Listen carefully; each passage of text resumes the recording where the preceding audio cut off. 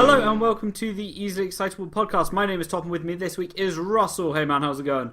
I'm doing great. Thank you very much for inviting me, good sir. How are you?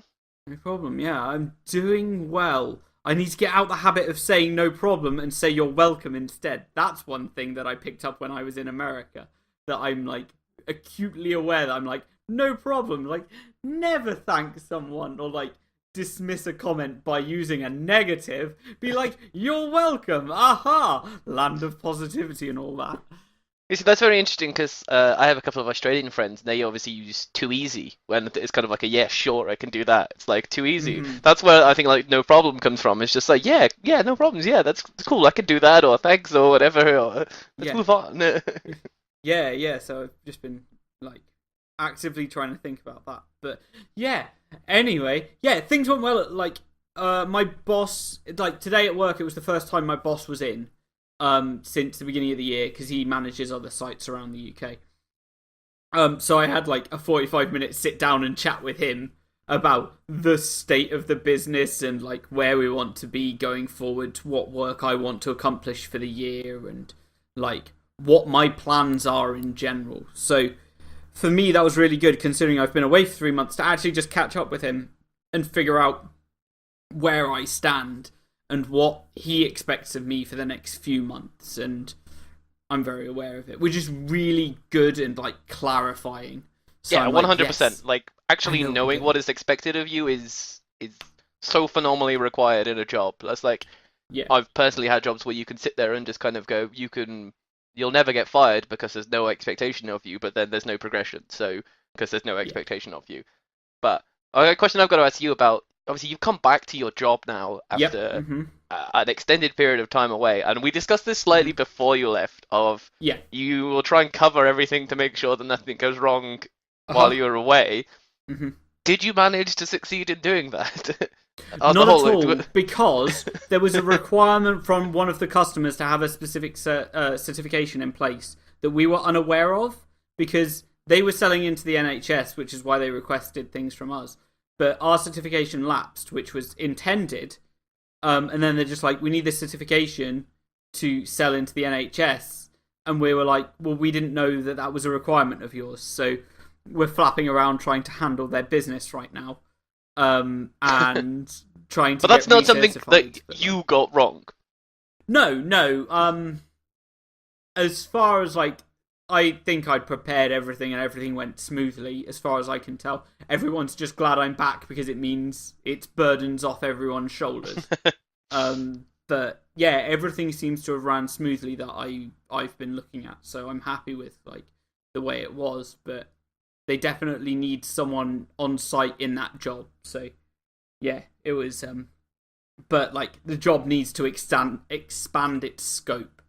Um and yeah, I was speaking with my boss saying I could be the person to do that, but kind of engaged to an American, so yeah, just like talking about contingencies and what we believe the correct way to progress to the future is. So yeah, it was an interesting and valuable chat.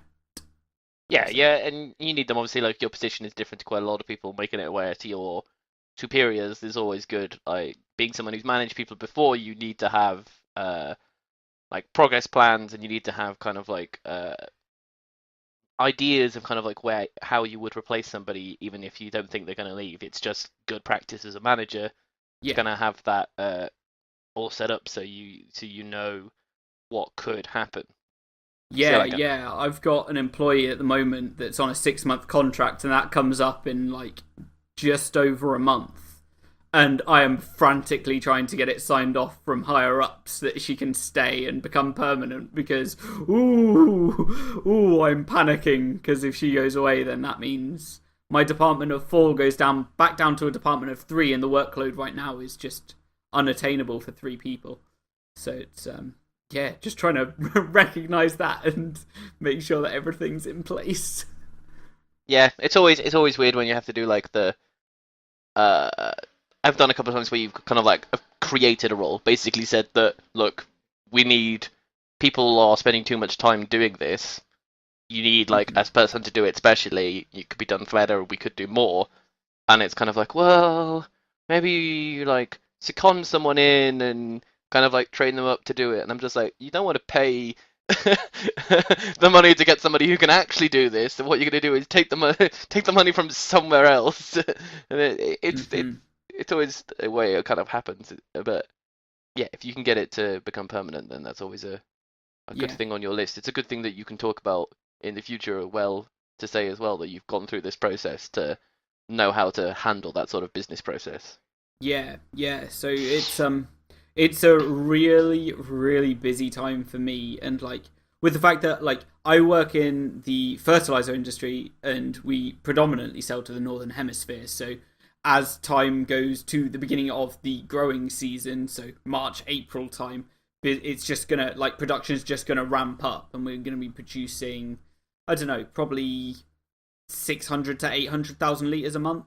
Yep. And that's us working at like nearly max capacity. So I'm kind of like, ooh, how do I manage the lab side of things while I know I'm going to be sitting at a desk like doing a whole bunch of other things. Now I'm going to ask this question, and I didn't say it before on because I couldn't work out why, but I was relatively certain that you work in the fertilizer industry. So what are you doing that links to the NHS? So we sell. The company started off as providing industrial cleaners and cleaners for just general cleaning purposes. And that stuff isn't particularly high margin, whereas fertilizers and particularly stuff that goes to... So we sell to agriculture and to amenity. Agriculture is obviously farmland and things in that realm. And amenity and horticulture. Horticulture is its own beast that we're trying to really get our grips into. But amenity turf is football pitches, golf courses, things like that, where you can sell 1 litre for an exorbitant amount of money, and it's got ridiculous margin on it. But like, it helps the greens look good on a golf course, or it ensures that they're correctly wet. So if they've been compacted and they've got compaction damage on them, you can rehydrate those areas and it not be a problem. Because that and like our salespeople go around and recommend certain courses for them, like what treatments and products they need to resolve things like black layer, which is a buildup of sulfur in the soil and things like that. And we sell a lot of fertilizers and just general agriculture and amenity products. That's interesting. Yeah, there's a wide range of things. So I don't know. The like when I speak to it when I speak about it to you or to other people that aren't there at the job, I realize how much I know, and like because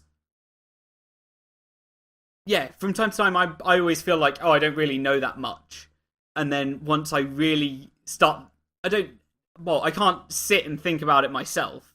Because I'm like, I know what I know. But it's when you start to explain it to somebody. Yeah. Then you're like, oh yeah, I start to understand this. So what's happened over the last 2 weeks is I've been studying for an exam that's coming up next week. I actually 2 exams. But as I'm learning the stuff and making sure that I know it, I'm finding that I can apply it in different ways in the business. And at the moment, strictly in the business, but there's other ways I can apply it and like look at it going forwards. And applying it and teaching it to other people really confirms to me whether I know what I'm doing or, I don't know what I'm doing and I need to work on this a little more. So it's been a real good time over the last 2 weeks where I've just been like, okay, I know I need to know these things, so why don't I try and implement them and then figure them out as I'm going along. So I've got one of my lab ladies working on like statistical analysis and just figuring out... Now you're talking my world there. Let's go to statistics and data analysis, and we can come into... and then let me talk about fixed income bond trading, and then we could put everybody to sleep. Yeah, so like I'm just trying to get people aware that they can do these things, and like so that it's not just me being like, oh, I'm a crazy person, I'll just pick this up and try this out. I'm like, yeah, you can do these fun things. with all the data that we gather, because we gather like a stupid amount of data. So over the last I accidentally pulled the last 4 years worth of like production data and specification like results in, and it was like 50,000 lines in Excel, and like I think it was 35 columns. And I'm just like, ooh, all this data. That's a lot of data right there. You see what I love there is kind of like that. No offense to you, but you think that's a lot of data, and it's kind of like it's amusing because kind of like like the production databases that I work with are like millions of rows a day, Yeah. and so it's kind of it's quite sometimes it's also like nice. Obviously, you're interested in data, which is like it's my world. Like I would never knock someone down on it, but it's kind of I remember being that kind of going, wow, 50,000 rows of data, that's so much. Like, how am I going to handle all this? And then it gets to, oh, there's a million rows of data. How am I going to handle this? Now it's like I've got databases that, like a relational database can't handle. And the current job that I'm doing, I'm get to learn all about like big data tools and kind of like cloud services in all of that regard. And to me, it's like it's an amazing opportunity to kind of like grow and develop and learn all this stuff. But it's kind of everybody has a different idea on what big is. Yeah. And it's not just like in the data world, it's in a completely different world. You kind of like it's big is the biggest that you've ever seen until you see something bigger almost. Yeah, absolutely, yeah. So I've got like these, I don't know, 45,000 lines of data, and I'm just like, oh, this is loads of data. It's actually split across like 400 different products, some of which we've only manufactured once and some of which we've manufactured 200 times. So it's like there's such a range and different things. I'm just like, oh my god, it's it's real interesting to just be like, let's see what information we can glean and determine from everything that we've got there, and like what correlation we have. And I'm having a real good time like just working through it and trying to figure out what information we can learn, determining whether our specifications are accurate by using standard deviation and fun things like that. And and then I'm just like, oh, I should probably go back and actually work on either studying or all the documentation I need to be doing, because I'm like getting a bit distracted from time to time. But, you see, what you described there is kind of like that discovery phase sort of role. That's basically my job. Like, nice. it's like, here's a load of data. We need to make some sense out of it. It can be more specific to that. We need to look at how well this is working, how well this is not working. But because we have millions of rows of data, there's a lot of white noise out there that is kind of like needs to be excluded.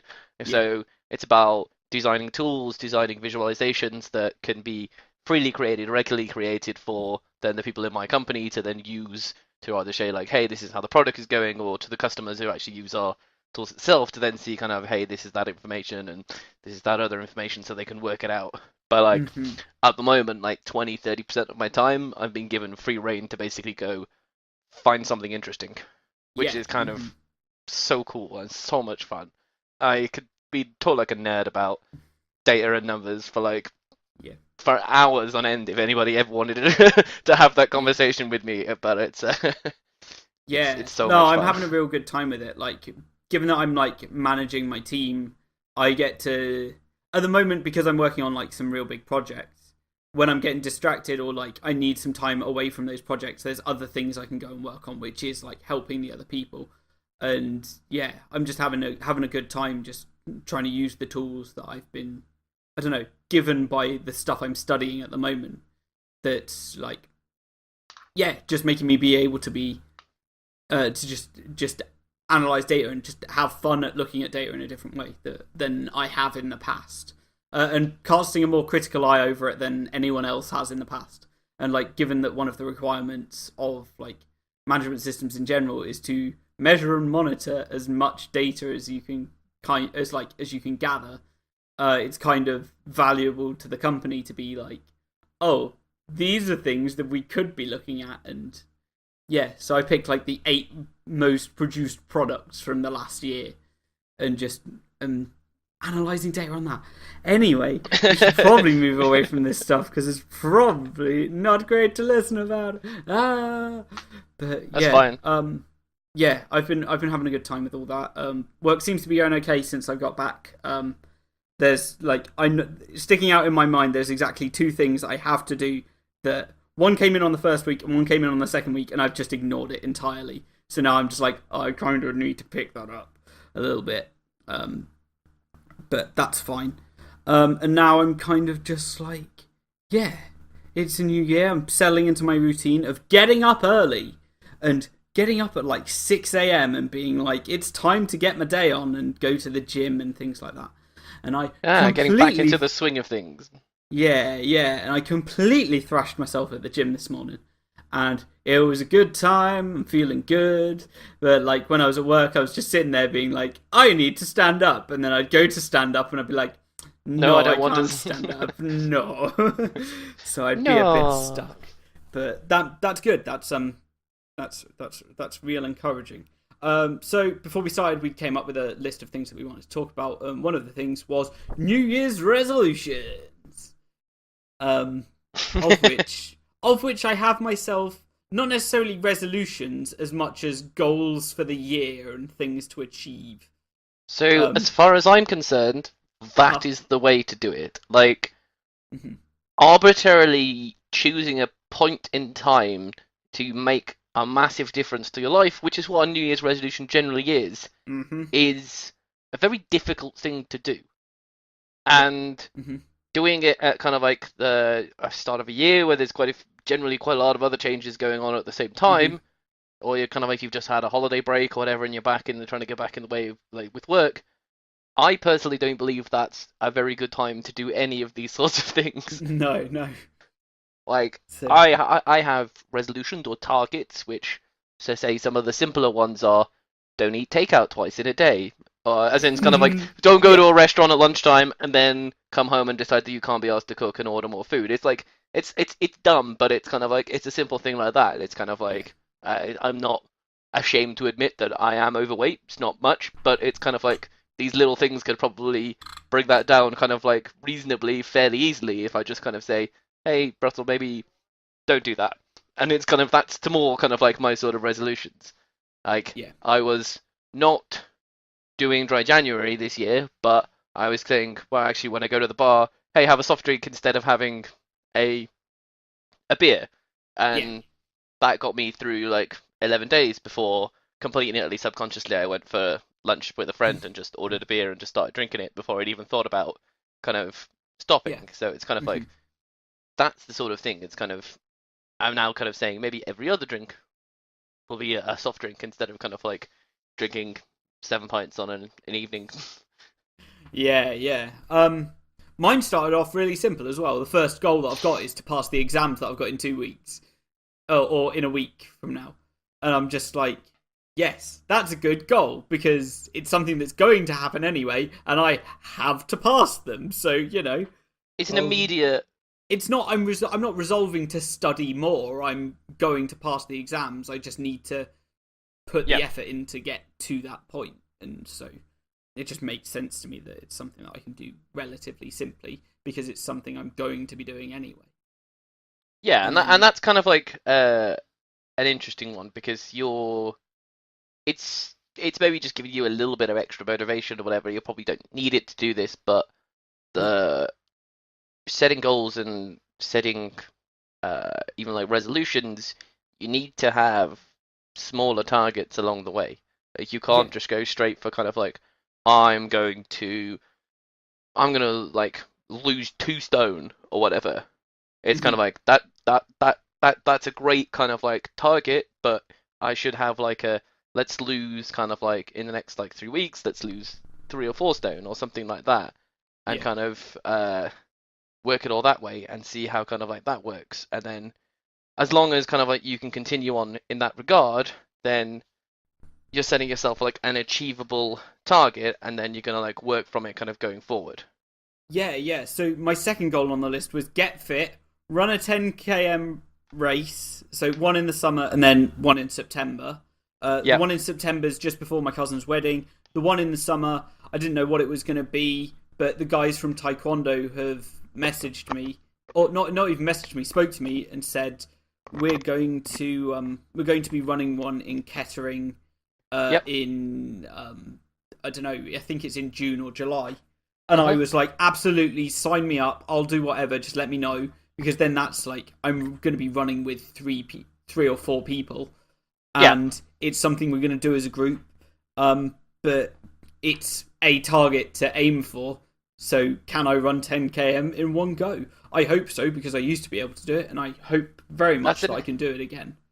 So That's a good it's way, and another that's achievable like goal. an interesting way of doing it. Like I have participated in a lot of team sports over my time. I played a lot of like rugby when I was at school and that, Mhm. and I could always do the training with the team. Like I could go to the gym with the team, go on a run with the team.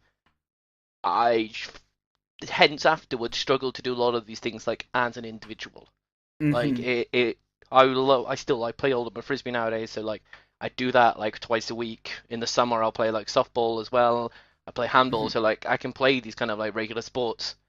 I can't go for a run. Like Mhm. there's just little to basically nothing that motivates me to kind of go, hey Russell, let's get out there and go for a run. And it's kind of like the other part of Russell goes, hey, maybe let's just eat a little bit less. Mhm. Yeah, yeah. I've changed my diet massively since I came back as well. Because when I was in the States, I was just like, I'll eat anything. I'll have soda with every meal. Yay! And then like near the end of the trip, I was just like, oh, maybe I should like rein in the amount of soda that I'm drinking and the Yeah. food that I'm eating. And yeah, I'm already like feeling the effects of it as well. And I'm feeling like I've got more energy and like I can do more in a day. And yeah, all round, I just feel like I'm getting better, and like pairing it with exercise is just Yeah, useful. yeah, And so that's good when you're feeling better. I had the weird thing, like I said, like I nearly made 2 weeks without drinking, not like in like full effort or anything like that. But one of my friends was like, after like a 1 week, was just like, I feel so much better already after not drinking for a week. And I was like, I'm not gonna be harsh, but there probably isn't that much of an effect on your body yet from not drinking for like 1 week. I'm like, yeah. it's good. There's like a psychosomatic aspect in there that's making you feel good. So like, I'm not gonna say anything out loud to put that person down, because it's kind of like they're feeling something good about doing this. So it's kind of like they're doing a good thing, so continue on it. But there's like the science nerd in my head kind of going, mm. Has there been enough time? Yeah, no. So I'm gonna jump around and I'm gonna go to a different story before I finish with the rest of the goals. Because 6 years ago I resolved to not eat bread, Yep. which is like something I'm just like, okay, I'm off bread for a while.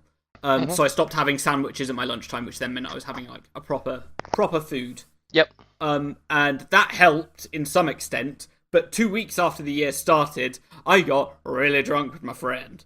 And Yep. I just started this job. I was hungover on the Sunday. I was still hungover on the Monday. I felt gross. I felt like I didn't want to drink again. So I effectively stopped drinking and didn't start again ever. So, but what I noticed was at that time I was also trying to get into shape as well. Yep. And like running everything. I was 83 kilos when I started the year. Yep. By mid to late March, I was already down to 73. Nice. And so the effect giving up alcohol had for me wasn't just tied to um like not feeling bad because of hangovers. I was also seeing a boost in my fitness and like the ability to run for longer and like have a bunch of other like other positive Oh yeah. effects, and my memory turned around and got better, and like my just capability seemed to skyrocket. And given that I started my job at the same time, like kind of helped me appear like I was more in control than I was at the time. And like yeah, like looking back on it, it's probably the best decision I made in probably the last 10 years, and that's not true Yeah, I was about to say because you did just have asked someone to marry you, so, yeah, that's true. Yeah, we'll yeah, cut that bit from the episode. yeah. Let's just like yeah, no, like in terms of like looking after myself, like Yeah. it was probably the best decision I've ever made, because it's yeah, it just stopped me being unhealthy. Sure, I have bad tendencies and eat whole bars of chocolate, and my self control is still slightly questionable, but It's overall, like, it's a habit thing, I think, yeah. and that's an aspect to it. Like my my sister doesn't drink, and kind of like with the way that she's always kind of described to me is like she never got into the habit basically of drinking. Like she Mm-hmm. was just like Yeah. when she was growing up, but she was like beer tastes like arse, wine tastes like arse, all of these other spirits taste like arse. Why would I want to drink them when I can drink like apple juice or orange juice instead, which actually tastes nice? So she's Yeah. just like she never got into drinking because she was just like, and she was like, I made it through university without drinking, and then after that point, she's just like, well, I'm not gonna start drinking now. There's nothing kind of like. Yeah. It's like she's got through like the biggest stage where social peer pressure would ever kind of like make you start drinking.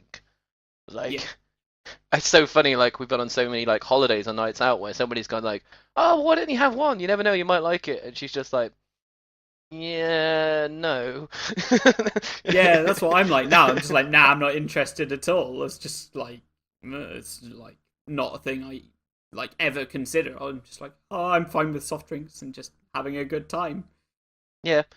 What I find amusing just from the short term of ordering soft drinks is the difference in prices in places for a soft drink. Like some places are like I must think are really quite good because they'll charge like I was ordering lime and sodas, and some places that was like £1 for a pint of lime and soda, and other places it was like £2.80, and it's kind of going like, is this where they make their markup on soft drinks? Because I'm just like, there's no way that's, or it's like a Coke is £2.50 for a pint, Yeah. and I'm just sat there kind of going like seriously, just. Oh dear. It's just London being expensive, isn't it?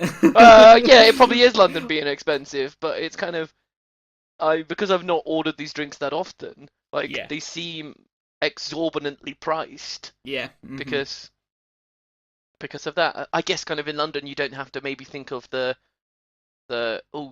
being pricing it well for the driver of all of the drunk people because we have a wonderful public transport system which Yeah. allows you to travel around and traverse the length and breadth of the sceptred London even at night time now with this 24-hour service on 4 lines. Mm-hmm. Yeah. Which was not Yeah. good for my Christmas party because it meant that you basically get smashed until 2 a.m. and then still get back to your house with no Yeah. issues. Oh, that's crazy. Yeah. Cool. So yes, I stopped drinking 6 years ago and saw many, many benefits. But that wasn't a resolution. That was me being like, oh, I'm fed up of feeling like crap. Maybe I should probably give this up for a little while. That turned Yeah. into forever. Whereas my resolution that year was to not eat bread. To like cut out sandwiches and like move away from that and move into like eating pasta or something for a lunch meal. Which has led to some good habits now where I batch cook a whole bunch of food and portion it off so I'm ready for the next month.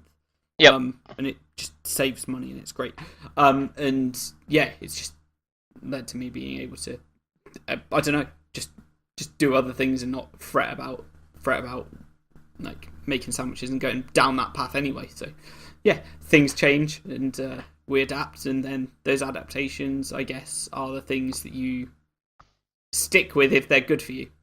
Yeah, I find that it like it's not going to be the case for everybody in the world, but I find that it takes generally something to happen to make you make a change. Like arbitrarily deciding from today onwards I'm going to make this change, even though if you know that it's good for you, is a lot harder than kind of like having a small minor epiphany moment and going, actually kind of, let's really stop this. Or Yeah.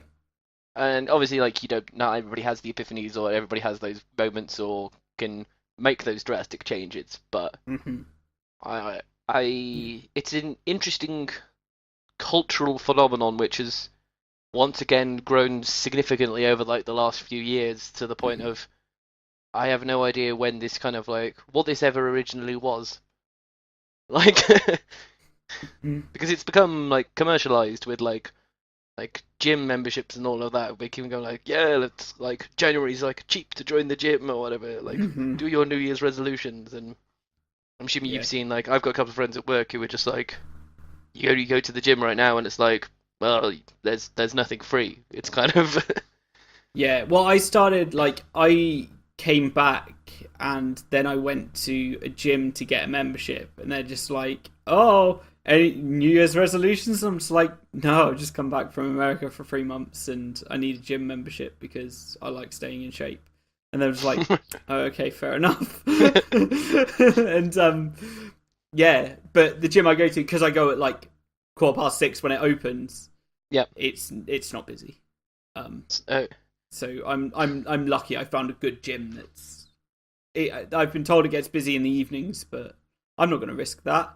I can go before work and feel good for the whole day, than like get to the end of the day and have to like push myself after a tiring day. But it makes me feel more active at work as well. So yeah, that's kind of cool. I had a friend once. He he still is a friend, but he used to work for Pure Gym, the gym group, and he was he was a data monkey like me, and he told me a statistic which is both brilliant and shocking, of the fact that of the people who pay for a monthly membership on a only 32% of people will use the gym in that month.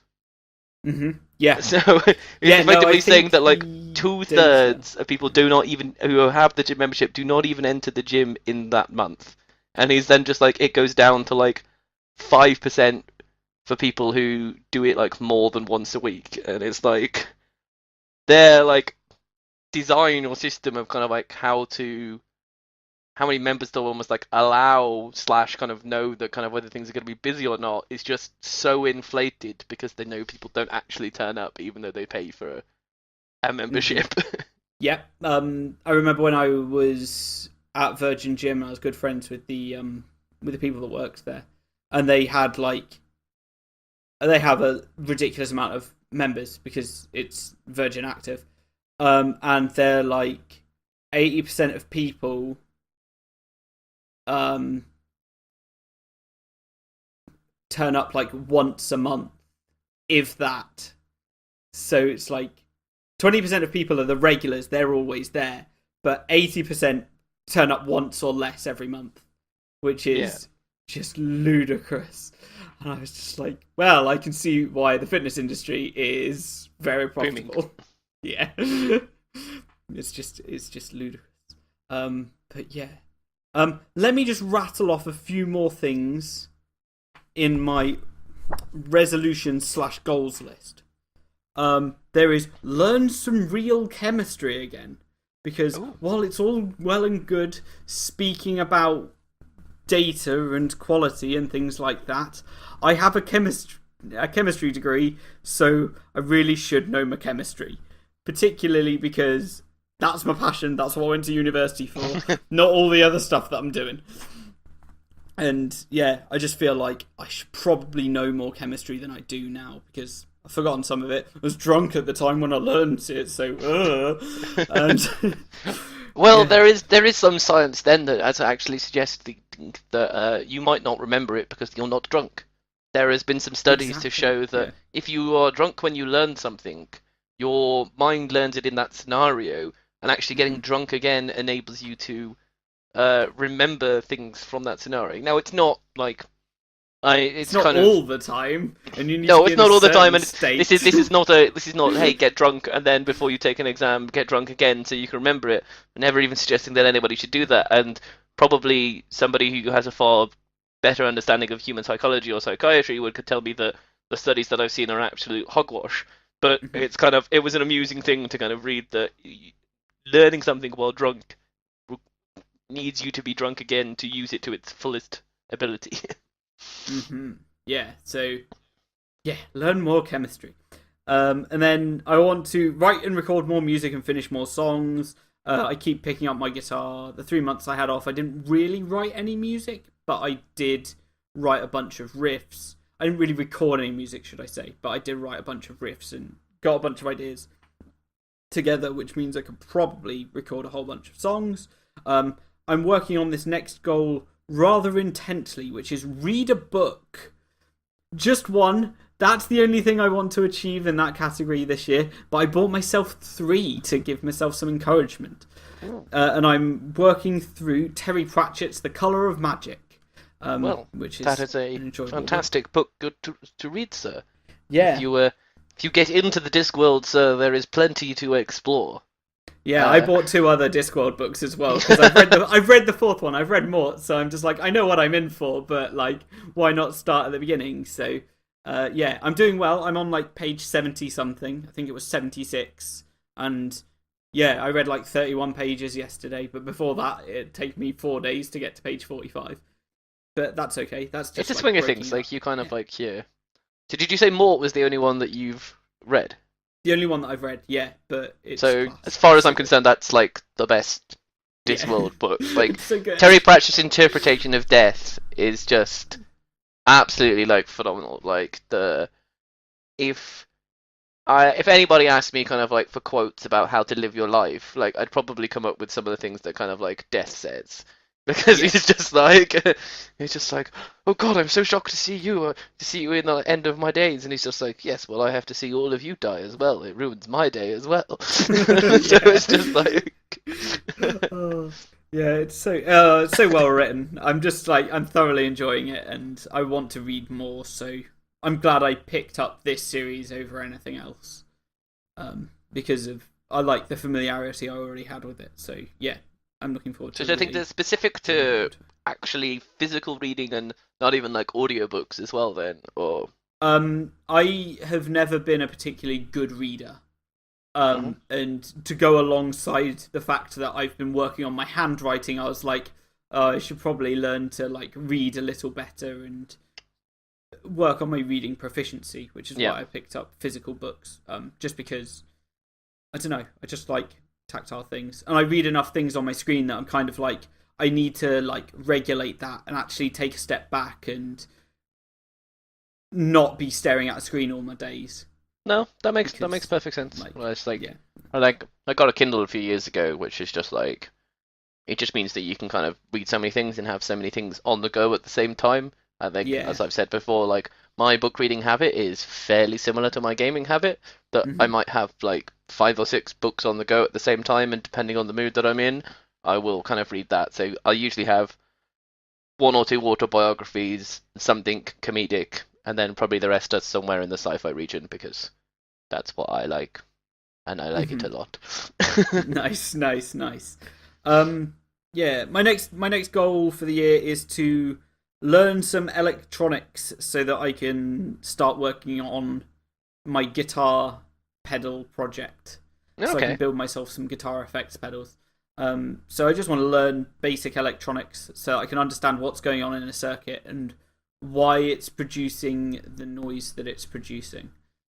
And yeah, I think it's going to be interesting to to learn that stuff, but I haven't really started. I learned how to like make a distortion pedal Yeah. in its essence, but I want to understand why it works. I'm not Yeah. great at like learning simple things like not simple, that's the wrong word, but like I'm not interested in learning exactly how to make a specific circuit from a schematic. I'm interested in why it works in the way it works.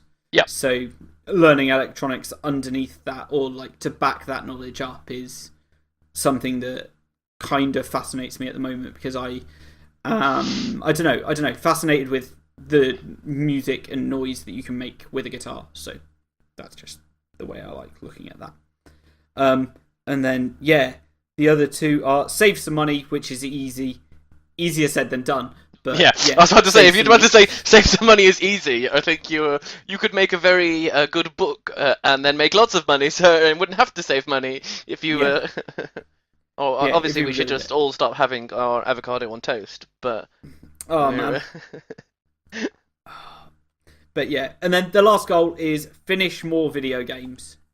Just finish them. Stop picking up oh, ones that don't have endings. And sir, that one springs out to me in so much. The idea of yeah, finishing a video game. It's to be fair, I've not gamed much recently. I saw towards the end of last year that there was a expansion coming soon to Civilization 6, uh huh. and I love the Civilization games. So effectively, I have reunited myself with it quite a large amount over the Christmas holiday and recently because being a turn-based game, you can just play it, ignore it, and kind of you can do many other things at the same time, which is why I love those sorts of games. Yeah. I then kind of like more a couple of weeks ago, I thought, even like maybe last week, I thought the futility of learning how to play the game again now and getting good at it again, because when Civilization brings out a DLC, it almost rips apart from the beginning exactly kind of like how to play the game, because they'll introduce new dynamics that will kind of change like the whole way that the game is played, and so Yeah. it's like it's awesome to kind of know that that's coming, and I'm Yeah. kind of going like, because I've got my kind of like way of winning like fairly regularly, I can do it, so I'm kind of like really looking forward to that. But I haven't turned on my Xbox or my PlayStation so far this year. I've I played. haven't reconnected mine since I got back. So, yes, that's yeah. I was just well, I've been working on stuff for my exams. I know I keep saying it, but like Yeah. that is my highest priority. So it's obvious that other things have to take a backseat, and gaming in this case is the thing that's something that's prevalent in my life, but has to just be pushed away. Yeah, I've used my Switch a bit. I used it quite a bit over the like the Christmas holidays and New Year's holidays, because it was so easy to take it around to someone's house, and like if you're having a house party or just having friends round, like you've got all of the Jackbox games, all like 1, 2, 3, and 4s. They're all of like Quiplash and Fibbage and stuff like that are on there. So they're great games to kind of get everybody to play, because it's really simple. You just need to have your phone, and to be honest, who nowadays doesn't have a smartphone on them permanently? Which is I don't know if you've seen, but like the PlayStation have been advertising like games that are like this now. Yes, So yeah. I Achievement Hunter have played one, but we'll get into that. yeah, in a bit, they have. Yeah, But it was very interesting to see that people have actually caught on, seemingly like, and caught on to like this is a major way that they can get people to play computer games. It's like it's kind simple. of skipped like the second screen implementation that people were trying to do years ago, and just gone to everyone has a screen. Let's all use screens. Yeah, it's kind of like it's what the Wii U should have been. Like, imagine that kind of like, you have a second screen that while you're playing, it's like, I remember, I don't know if you had, I can't remember which Zelda game it was, Four Swords maybe on the GameCube, where you could connect your Game Boy Advance to the GameCube, and like if you went into a dungeon, then it went onto the Game Boy Advance screen instead of like being on the main screen, and it's like, well, that's kind of cool, and it kind of works, and it's kind of controllers are so expensive, and like they're 60 quid basically for controllers. Even for the Switch, like a pair of controllers is 60 quid now. Because it is a pair of controllers, I kind of can see that being like a little bit better, to be honest, because it's kind of like it's 30 quid per controller. Like with two combined sets, you've got 4 controllers which can be used to play like 4-player Mario Kart, which is such an awesome thing to do. But I always find that like the controller prices are quite expensive, and will stop the casual gamer getting 4 controllers.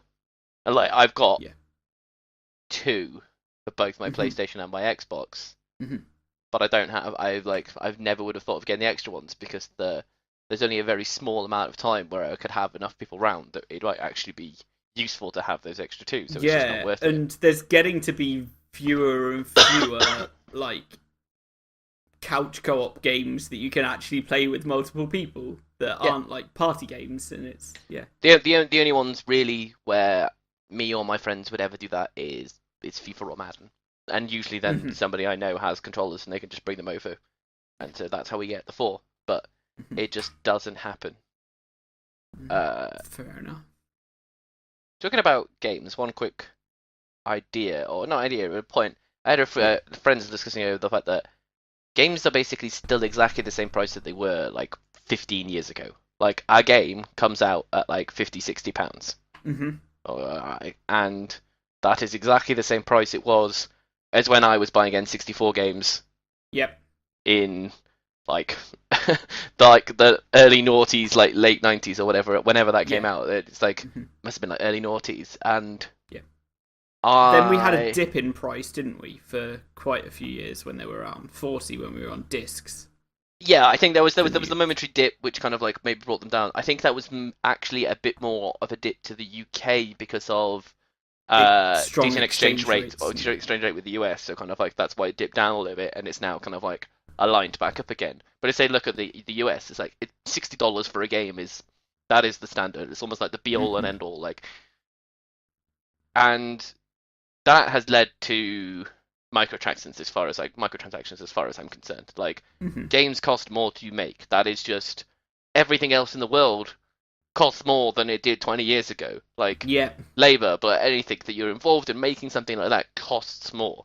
So effectively, a company has to either sell more copies, which obviously there are more gamers out there now than there ever used to be, so there is the potential to sell more copies than you did in the past, so you can keep like the price point similar, or you have to make more money in another way. And I was discussing with my friends of kind of like I don't mind microtransactions. We can talk for ages about this as long as like everything is what's the word I'm looking for? Doesn't affect basically your chances of winning the game. So it's skins or colors or whatever or anything like that. So basically, as long as there's no concept of pay to win, like I don't care. Like if people want to make their characters look the way they want to, then cough up some money. Like if you can earn it by playing the game, as long as you can do that at the same time, I don't care. Let people pay the money if they want.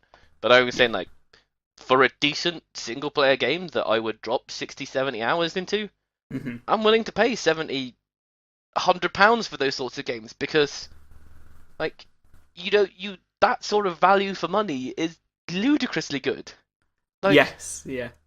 People will spend £10 to go to the cinema to watch a 2-hour movie. That's like you're spending like £5, or you're effectively getting an hour's entertainment for every £5 that you spend. Whereas like there's probably 2 or 3 games that I played last year that I spent £60 on, but put 100 hours into. So it's like there's so much value for money there in comparativeness. Yes. Right, hold that thought, and we will end for this week, and then we'll pick it up on next week's episode. So yes, Russell, where can we find you across the internet? I am Russman2K on pretty much every single gaming platform, and at @resum on Twitter. Awesome. I can be found across the internet at DestroyTopmore, at ETHFar on a bunch of different places like Twitter and Instagram. So yeah. This has been the Easily Excitable podcast. Thank you for being my guest this week, Russell. Thank you very much for having me, good sir. No problem. And thank you everyone for listening. Goodbye. Goodbye.